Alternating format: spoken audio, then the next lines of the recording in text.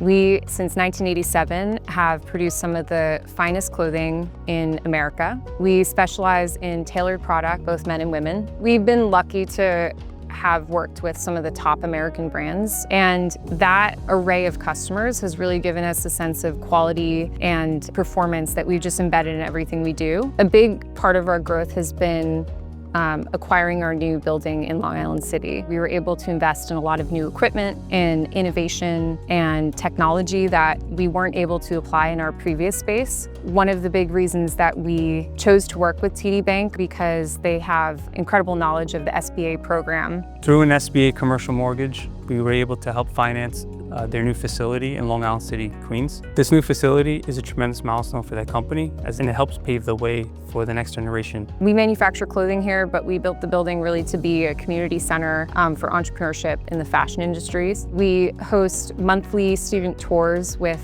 the local schools and are also in touch with all of the engineering and fashion divisions. Our goal is, how do we get the next generation involved with manufacturing and see the possibilities of what it means to make something?